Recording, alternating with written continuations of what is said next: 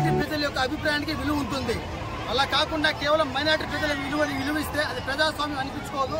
పెద్దలు కూడా గ్రహించాలి. ప్రభుత్వంలో ఉన్న వాళ్ళే ప్రభుత్వ విధానాన్ని తప్పుపడుతూ ప్రభుత్వ నిర్ణయాన్ని ప్రభావితం చేస్తూ మెజారిటీ ప్రజలకి అంటే రైల్వే కోర్టు, రాజంపేట 2 నియోజకవర్గాల ప్రజల ఒక గొంతుకుని వినిపించకుండా వాళ్ళ అధికారంలో ఉన్నాం కదా అని చెప్పని వాళ్ళ పదవితో ఇది అడ్డుకోవడం అనేది ప్రజాస్వామ్యం కాదు. ప్రజాస్వామ్యంలో క్యాబినెట్ నిర్ణయాలకి అందరూ కానీ విలువించాలా. అలా కాకుండా కేవలం ఒక వ్యక్తి తన సొంతం కోసం, తన స్వలాభం కోసం ఒక ప్రాంతాన్ని వెనకేసుకొచ్చి వస్తూ 2 నియోజకవర్గాలని ఒక గొంతుకుని నొక్కడం అనేది మంచిది కాదు. ప్రజాస్వామ్యంలో మెజారిటీ ప్రజల విలువ ఉంటుంది కాబట్టి మా ఒక రైల్వే కోర్టు, రాజమండ్రి ప్రజల యొక్క నిర్ణయాన్ని గౌరవిస్తూ ఈ ప్రాంతాన్ని జిల్లా చేయవలసిందిగా ప్రభుత్వాన్ని మేము కోరుకుంటున్నాం సార్. అలా చేయని పక్షంలో విద్యార్థుల నుంచి ఇంకా ఒక ఉధృతం ఎక్కువ అవుతుంది, ఉద్యమం ఎక్కువ చేస్తామని చెప్పని ప్రభుత్వానికి తెలియజేసుకుంటున్నాం సార్. ధన్యవాదాలు తెలుపుతున్నాం. ఈరోజు 15వ రోజు ఉద్యమం రాజంపేటలో నిర్విరామంగా సాగుతూ ఉంది. ఖచ్చితంగా గవర్నమెంట్ ప్రభుత్వం స్పందించి రాజంపేటలో జరుగుతున్న ఉద్యమాన్ని తక్షణమే పరిష్కారం తెలియజేయాలని సరే దేశ తరఫున మేమందరం వినిపించుకుంటున్నాం. భవిష్యత్తు కార్యాచరణ రేపటి నుంచి బదులవుతుంది. రేపటి నుంచి నిరాహార దీక్ష జరుగుతున్నాయి ఇక్కడే ఓల్డ్ బస్ స్టాండ్ లో. రాజంపేట ప్రజానిక ప్రతి ఒక్కరూ వచ్చి ఈ దీక్షలో పాల్గొని రాజంపేట ఉద్యమాన్ని బలోపేతం చేయాలని జేఏసీ తరఫున తెలియజేస్తున్నాను. జై జై.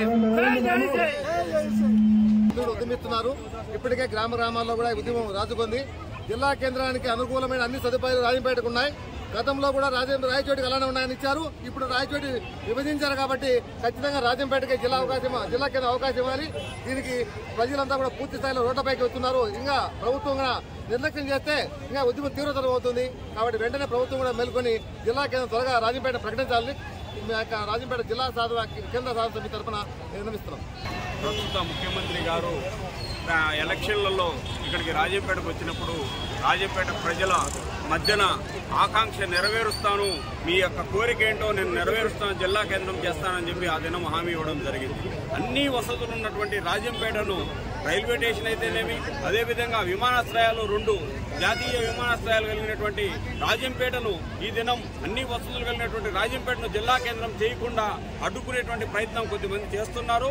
ఈ కుట్ర అంతా కూడా ప్రజలు వ్యతిరేకిస్తున్నారు. విద్యార్థులు అదేవిధంగా ప్రజలు కూడా అనేక మంది రోడ్ల మీదకి వచ్చి గ్రామాన ఉద్యమం ఉధృతం చేసేటువంటి పరిస్థితి ఉంది. నిరాహార దీక్ష కూడా చేపట్టేటువంటి కార్యక్రమాలు త్వరలో చేపడుతున్నాం. రాష్ట్ర ప్రభుత్వం దిగి వచ్చి రాజంపేటను జిల్లా కేంద్రం చేసేంత వరకు జేఏసీ ఆధ్వర్యంలో ఇదే విధంగా ఉద్యమాలు ఉధృతం చేస్తామని చెప్పి ఈ దినం విద్యార్థులందరూ కూడా, స్కూళ్ల యాజమాన్యాలు కూడా మాకు జిల్లా కేంద్రం సాధన కోసం సహకరించినందుకు వాళ్ళకు ఒక్క నిమిషం ధన్యవాదాలు తెలియజేస్తున్నాం.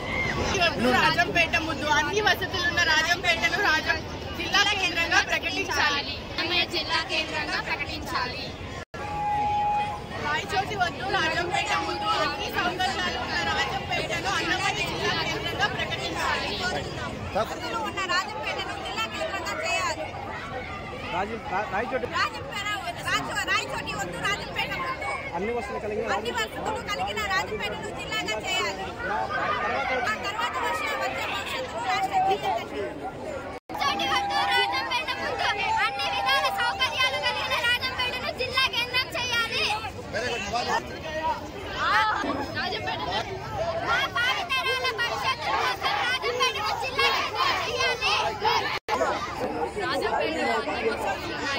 కాబట్టి అన్నమయ్య జిల్లా మన రాజంపేటను చేయాలి. రాజంపేట భావితరాలకు మన రాజంపేటలో అన్ని వస్తువులు ఉన్నాయి కాబట్టి మన రాజంపేటని అన్నమయ్య జిల్లా చేయవలసిందిగా కోరుతున్నాం. రాజంపేట జిల్లా కేంద్రం చేయాలి. ఎందుకంటే ప్రతి ఒక్కటి అన్ని వసతులు ఉన్న రాజంపేట, తోడూరుకి, చిట్టువేలికి, ఇటుపక్క ఒంటిమిట్టకి అన్నిటికీ వసతులు ఉన్నాయి కాబట్టి రాజంపేటను జిల్లా చేయాలి.